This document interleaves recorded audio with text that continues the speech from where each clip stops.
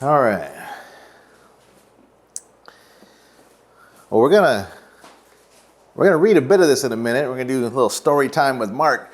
But before we get into the passage, again, like I said, I always want to kind of get your mind moving towards something. I usually ask a question when we start, but as is often the case in the conversations that we have with each other, and I am no master of small talk. So usually my questions are, what's been going on this week? Because I'm just not a good small talker.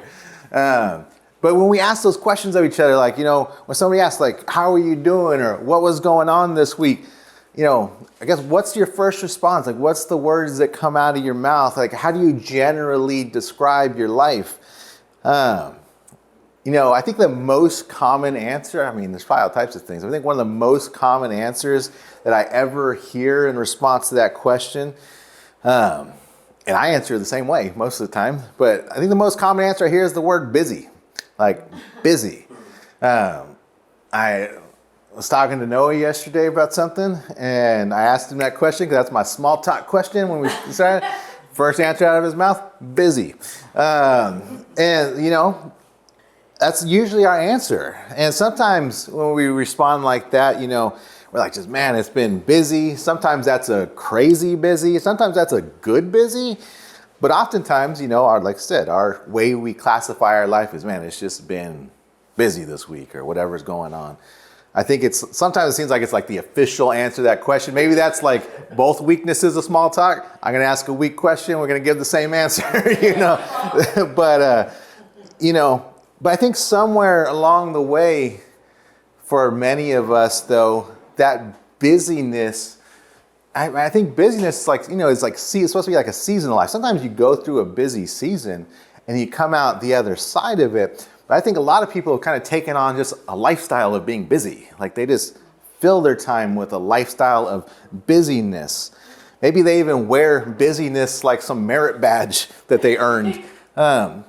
Maybe you feel like if you're busy, you must be important or you must be needed because you're busy all the time. But I think we need to take stock for a minute. We need to, consider consider what that normal week looks like for you. And again, we're all different seasons doing different things.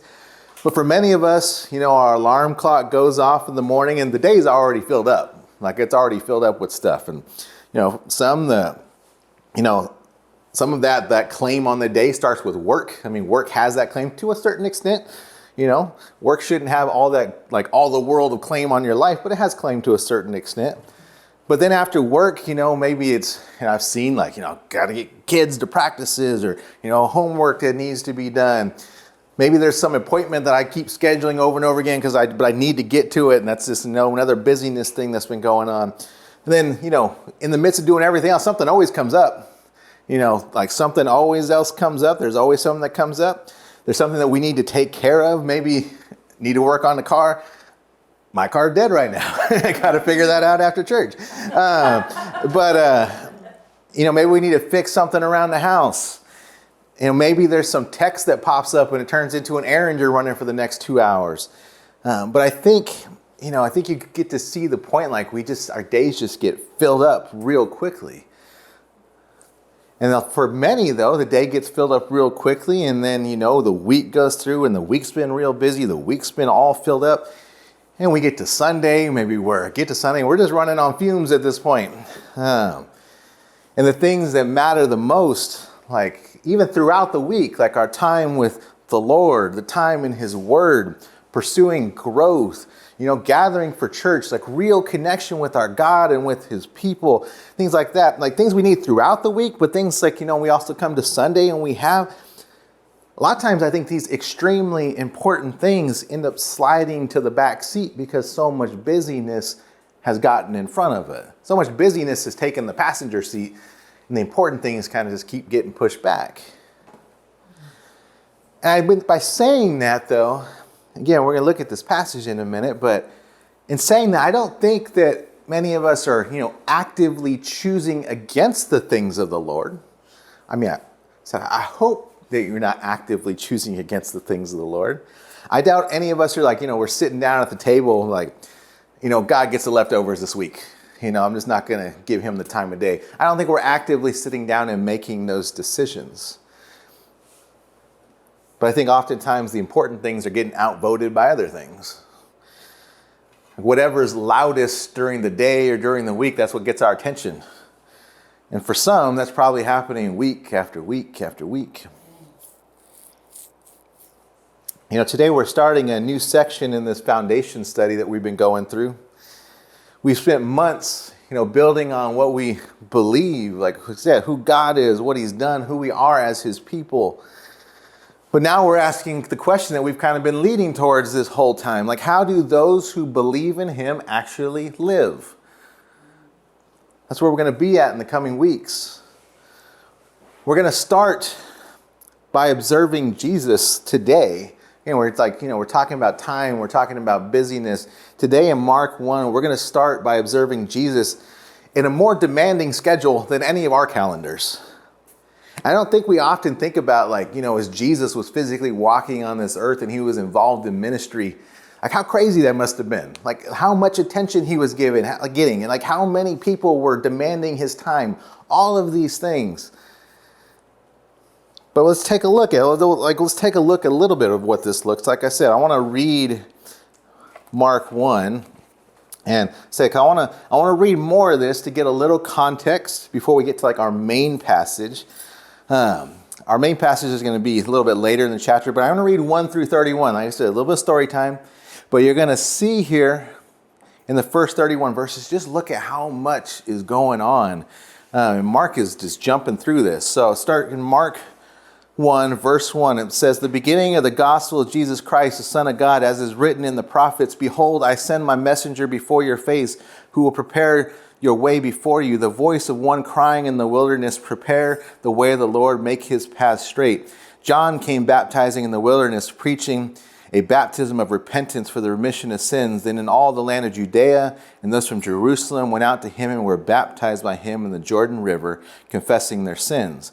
Now, obviously, the beginning of this is about John the Baptist, and it's going to move on. It says, now John was clothed with camel's hair, with a leather belt around his waist. He ate locusts and wild honey. He preached, saying, there comes one after me, who is mightier than I, Jesus, whose sandal strap I am not worthy to stoop down and loose. I indeed baptize you with water. He will baptize you with the Holy Spirit. And it came to pass in those days that Jesus came from Nazareth of Galilee and was baptized by John in the Jordan River. And immediately, coming up from the water, he saw the heavens parting and the Spirit descending upon him like a dove. Then a voice came from heaven, you are my beloved Son, in whom I am well pleased. Immediately, the Spirit drove him, Jesus, into the wilderness. And he was there in the wilderness 40 days, tempted by Satan, and was with the wild beasts, and the angels ministered to him.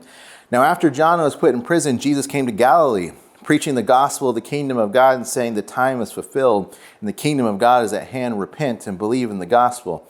And as he walked by the Sea of Galilee, he saw Simon and Andrew, his brother, casting a net into the sea, for they were fishermen.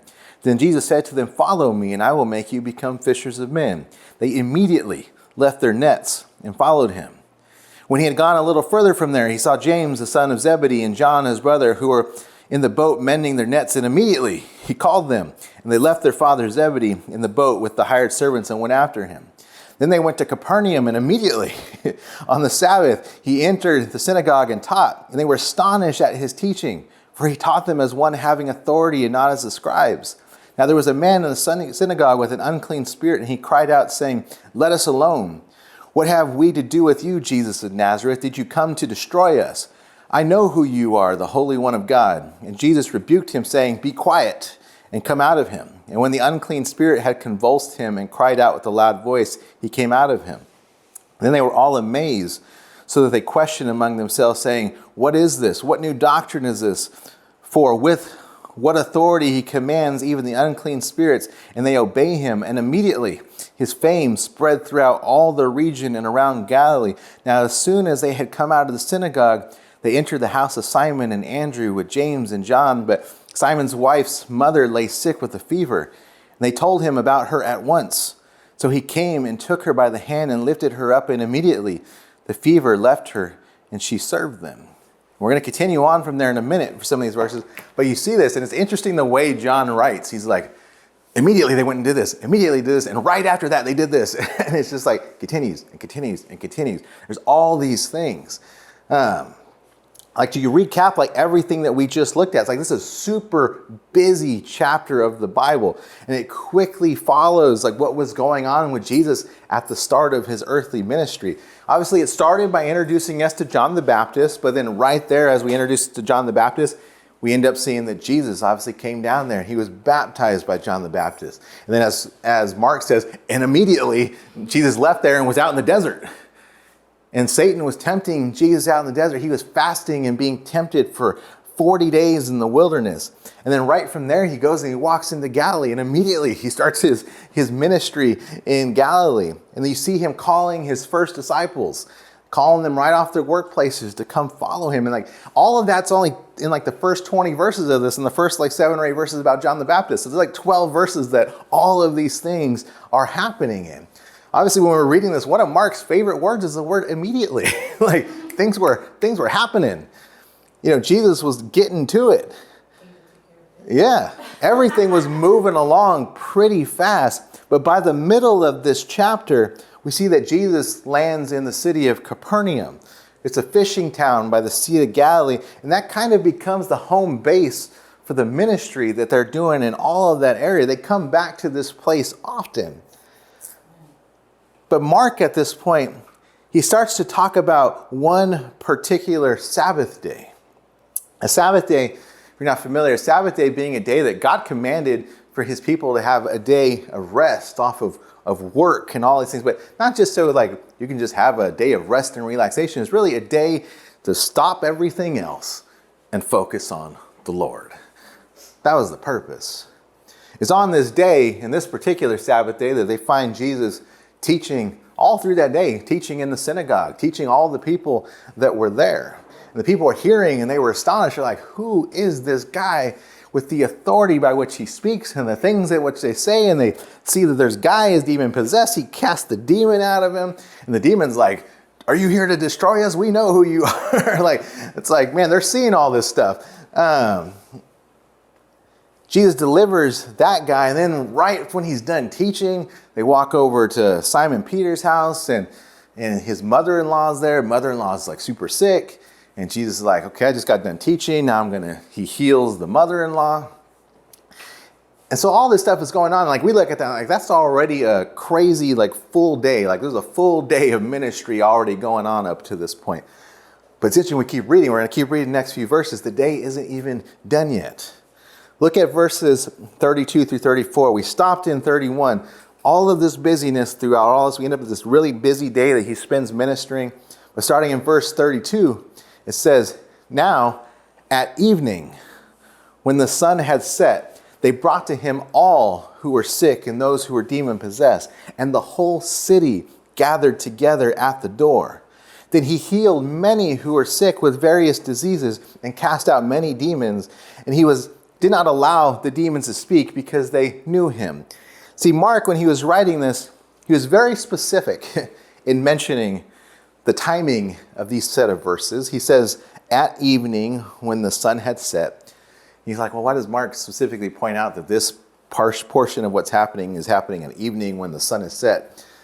Because on the Sabbath day, again, like they were supposed to focus on the Lord. There's a lot of restrictions of what they could do, not supposed to work, not supposed to, there's a lot of really, and then people took God's command to do this and they added a whole bunch of other crazy rules and regulations to it that like went way farther than God really intended, I think, there in that moment. But Mark is specific, saying this happens at evening after the sun is set. And he tells us this because, again, all of the rest of the people of the town, they're supposed to be observing the Sabbath. Most of them are supposed to be home and, taking the time to focus on the Lord. But when the sun goes down that day, the Sabbath is over. So right when the sun set, the Sabbath is over, and then all of the people of the city are now free to move at that point. So right when that sun sets, everybody's at the door. Like Jesus was ministering all day. He comes home, like he was ministering all day. He was casting out demon out of that guy. He comes home and there's still ministry to be done. He's ministering to Simon Peter and his family. He heals the mother-in-law. Then the sun goes down and it's still on. Mark is, when he's writing this, he says, they brought him all who were sick. And then don't miss the statement when it was written here. It says the entire city was gathered at the door. Mark is letting us know, this isn't just, a few neighbors come for a visit. It's this isn't even just some, decent sized crowd that came to the door. Mark is the entire city just showed up at the door. Jesus spent all day ministering, came home, still healing people. Sun goes down, the entire city shows up. Every hurting person in that city, every desperate family, the things that they're going through, all of the needs of all of the people, and all of it was crowded there right at the door looking for Jesus. And Jesus heals. Sun's already down, night's already moving in. The hour is late, but Jesus is healing people, one person after another. There's a huge demand on his attention and his presence. And that's understandable. He's Jesus. But there's a huge demand on him. I don't think none of us have ever had an entire city at our doorstep looking for our attention. That's a whole nother level of, peak demand. This might have been this is the beginning of their ministry. It's even the disciples are watching this. This is probably, the best day of ministry that they've ever seen. It's the whole city came to us. I wonder what they were thinking when they were going through all of this. But at the end of all of this, they're probably exhausted. They probably sit back they're probably exhausted. They've been with Jesus going through all these things, and everyone wants their attention, but they're probably trying to help. But I want us to learn, like I said, from Jesus' example this morning. Through all real growth, when we talk about these things, real growth for us, and my goal here is for us to be more like Jesus. I don't need you to follow me. I want to follow Jesus with you. Jesus says, I did all of these things to leave an example for you, to walk in my ways. Over these coming weeks, we're going to be looking at real life Jesus examples of how he lived, to learn from him in these ways. And I think in this moment, as we look at this passage, we're looking at someone, it's he doesn't have some quiet, empty calendar. We think we have a packed schedule. We see Jesus was super busy. Jesus had a packed schedule, more than any of us. But he's showing us an example, right in the middle of a life that is in more demand than all of ours put together. And I want to see what he does in the middle of that. We look at this. So again, we just read through this story and we just see how crazy his day is. But again, from everything that we just looked at, Jesus was ministering to people. Jesus was teaching and healing all day. The sun went down. It just got busier. If we were to consider ourselves in that moment, say you just went through some crazy full day from sunrise to still after sundown doing stuff, important stuff. If it was us and we got to the next morning, what would we do? We'd probably be I ain't getting up this morning. And we, in our mind, we'd probably be I earned this. I'm just taking it easy. I'm just going to lay out and, I'll get up when I get up. Like I said, maybe for them, they had two kind of ways. Maybe you could have just nobody would have faulted any of them for sleeping in after a crazy day like that. But on the flip side, then we got all this attention. Let's get out there and take advantage of the attention. He could have done that. But none of that is what Jesus does. He could have took it easy. He could have went and still continued getting all the attention from that specific group of people. But look at verse 35. This is kind of our main point verse for today. Verse 35, this is after all of this happened. We left off in 34. Verse 35 says, now in the morning, having risen a long time while before daylight, he went out and departed to a solitary place, and there he prayed. You see, and you start to break down this verse. It says, having risen a long time before daylight. Obviously we need to sleep. We need to sleep at times. We need enough sleep. But after this crazy long day of ministry, well into the night, Jesus still gets up while it's still dark. Nobody's watching. Nobody would have blamed him for sleeping in today. And I want you to notice something really specific too. It's something I really want us to take to heart. Like this time that Jesus is going to go spend right here at this moment, like this isn't just time that he found after everything else. This wasn't leftover time. Jesus took the first opportunity of priority, and that priority went to his Father. First moment he got. He's like, I'm not waiting until everything else is taken care of. Jesus says, my Father gets my first priority. Jesus made time for what was important. He didn't just wait to see if time was available. He made time for what was important. And for him, he probably knew, I got a day of ministry coming up again. So I got to get up early. I'm going to go spend some time with my Father. I'm going to get prepared. I'm going to get where I need to be before I go out and do what I need to do. It says he went out and he departed to a solitary place. He actually physically got up. He left. He put some distance between himself and all of the demands upon him. The word that Mark uses for a solitary place, it's the same word that would be like for the wilderness or a deserted spot. Like they're just saying there's no crowd around him. Like there's no door for the whole city to gather at. He's out there by himself. He deliberately went to a place where the demands weren't reaching him in that moment. He wasn't hearing like all the demands that were upon him. Obviously he knows, he's aware of all these things. And I'm not saying that we need to take some trek out into the wilderness.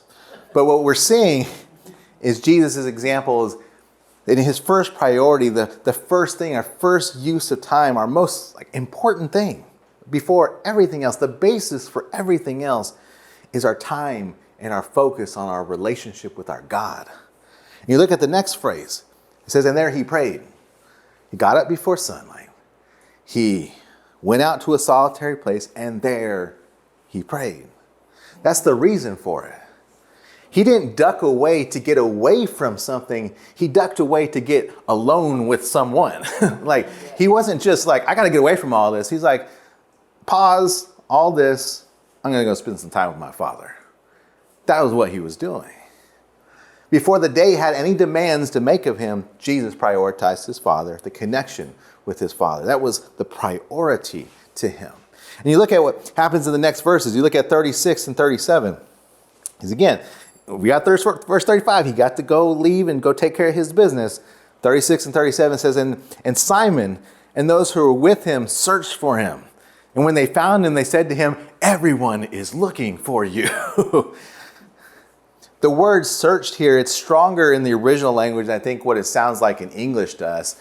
Oh, they went looking for him. But in the original language, it's like they were like tracking him down, almost like they were hunting him. Where in the world did he go? Because again, I don't know if the whole city's at the door again. Because it's like everybody is looking for you. They track him down and they hit him with that line. For us, maybe we don't get hit with that same word. Maybe we're not that in demand where everybody is looking for us. But, for us, we probably hear that in some form. Maybe it's the boss is looking for you, or, your kids are looking for you. Maybe it's, my email inbox, my text messages, the group chat, my schedule, all those things are looking for my attention, But when we have that sentence or something to that effect of everyone is looking for you, if our first response is just to give in to that voice, then that's the part where we become a demand-ordered life. If we're just responding to the demands rather than ordering out our responses, it's easy to just let the demands control what we're going to do. A life where whatever thing comes up next is the thing that's going to have my attention and decide to where I'm going to go next. That's what that life looks like. It's whatever comes up, that's just what I'm going to do. And for many, if not most of us, it's always just the loudest thing that's going on. That's what wins the day. Whatever's this big thing or something comes up, that's what's going to win our day and have our attention. But it's not always the most important thing. The loudest thing in our life is not always the most important thing. And that's exactly how, like I said at the beginning, the important things get pushed off to the back seat. When we just hear the loudest thing and that's what we're responding to, instead of taking, I hear that, priorities, I'll get to that. If we're not dealing with it in that way, then the loudest thing wins and the important things get pushed back. But what we look at here with Jesus this morning, before he even answers Simon, it's like the demands ended up coming. Like the same demands upon him showed up. But they found Jesus after he had already spent time with his Father. Like the demands got there, but he was already in a prepared state.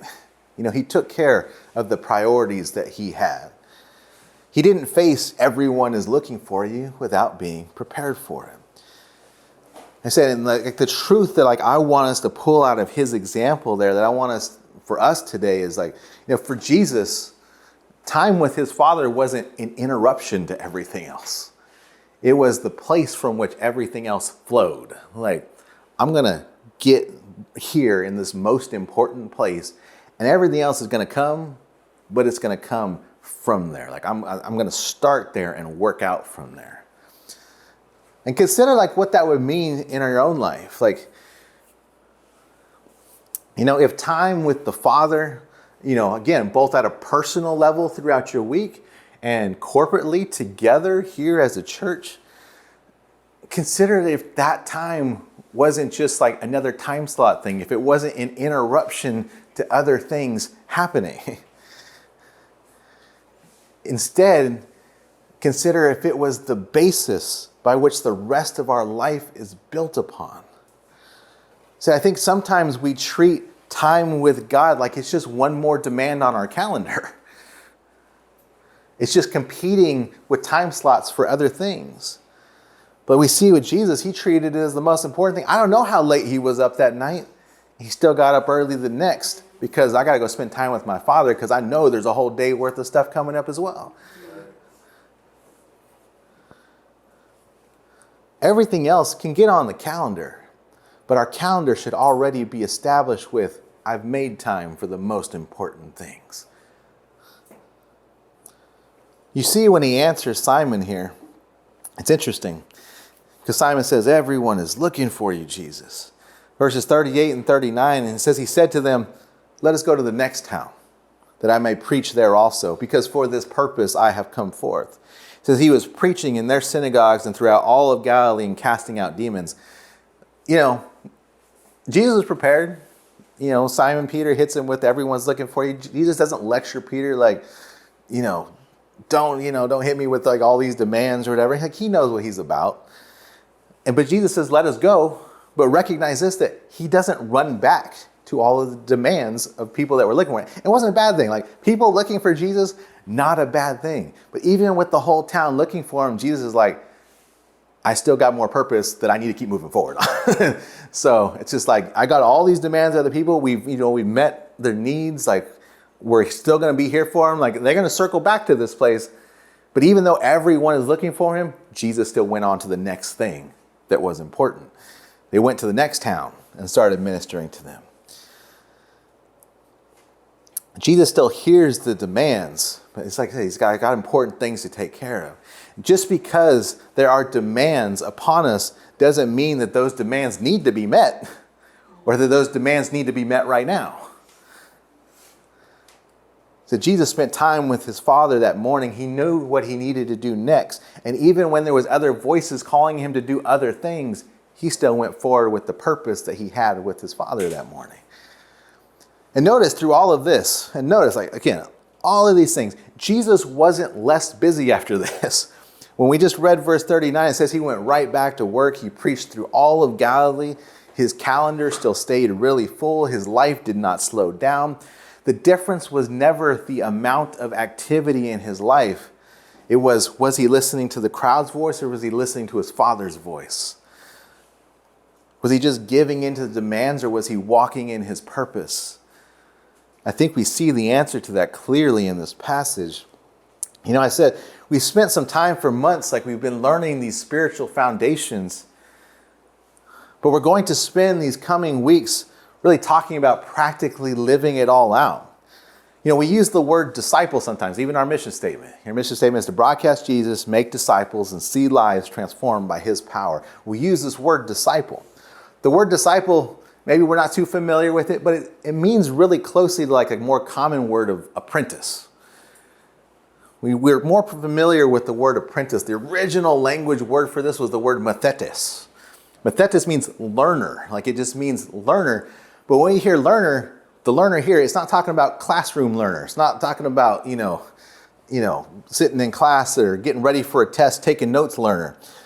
This apprenticeship, discipleship, in those days is like you had these rabbi teachers, like pastors of the day, but the rabbi teachers. The rabbi teacher would invite somebody to be a disciple or to be an apprentice of them. And when that happened, you weren't signing up just to listen to their lecture series. Like that's not what was going on. You were signing up to move your life into step with theirs. You moved your entire life. You walked where they walked. You ate what they ate. You watched how they handled people, how they handled pressure, their relationship with their God. The goal of the disciple was never to just know what the rabbi knew. It was to become what the rabbi was.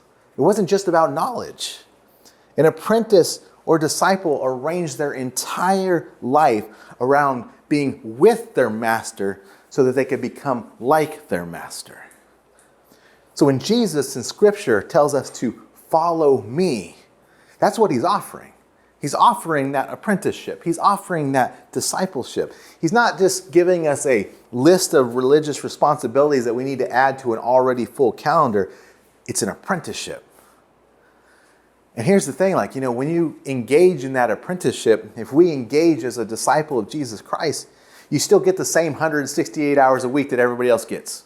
You don't magically get more time. You get the same amount of time that everybody else gets, same amount of time you get, same amount of time I get. Jesus didn't get bonus hours either. The apprentice life, the disciple's life, isn't about finding more time for things. It's about taking the same amount of time, adding priority and order to it, putting God front and center in it, and then living life out of that. And that's why we started here today. That's why we looked at this passage before we looked at anything else. Because over these next weeks, we're going to look at how Jesus lived practically in these situations. We're going to look at how he lived in his hours that he had. How he focused on scriptures, how he talked with the Father, how he taught his men to talk with the Father, how he handled his pace of life, how he managed what was entrusted to him, including money. Jesus talked about money quite a bit. We're going to look at how his life spilled over into the lives around him. And each week, so we're going to look at something like Jesus actually did and hopefully learn as an apprentice under him as we watch him live. But it all flows from this. Like in your life, in my life, it has to flow out of that solitary place. Life is what it is. But are we taking the step to spend time with my Father? Because none of this life is going to work the way I want it to work unless I'm basing out of the place where it needs to be started from. Jesus operated from connection with his Father, not just hopefully I get some time with my Father at some point. I start with my Father. And then what comes. Kind of falls in line with what we talked about last week a little bit. We come to the base together to focus on our great God together. Every Sunday. We do that together. Then you have your personal time with God throughout the week. We have our corporate time with him on Sunday. Those things, they're never intended to just be one more calendar thing that you try to fit in. Those are the places where we get grounded. Those are the places where you need to be. Those are the places that we meet with our God. And then those are the places that the rest of my life operates from. Connection with him comes first. And then everything else. We need to stop, as we close, we need to stop letting everything else dictate our life. And that could be anything. That could be work. I set boundaries on work. We've talked about it. I've had opportunities for other positions, make a ton more money, all of these things. But they would have affected the important things in our life. They would have affected the God-centric things in our life. So when we look at those and we talk together, the answer is no. Those will not happen. God will give us what we need because they're going to take away from our focus on him. I look at my kids. I love my kids. My kids don't dictate our life. They know, we told them, there's times where kids, I love you guys. We can't do this right now because there's important God things going on that need to be taken care of. And we'll get to that because I love you. And we'll get to that.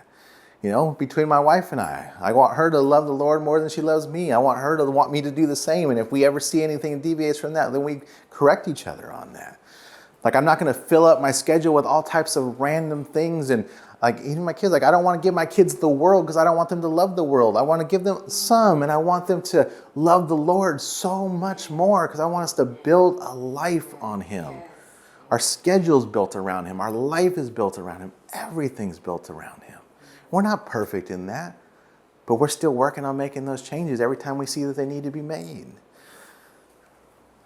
So when we look at these in these coming weeks, I want us to learn from Jesus' example and actually be an apprentice or disciple that's following in our master's footsteps. It spells it out. He left an example. They wrote all about it. Let's start paying attention to it, but not just, again, not a learner that just gets classroom learning, a learner that walks with their master so they can live like their master.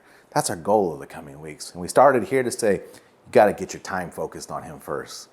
You're not going to do any of the things that matter if it doesn't start with him. But let's pray and let's close in worship.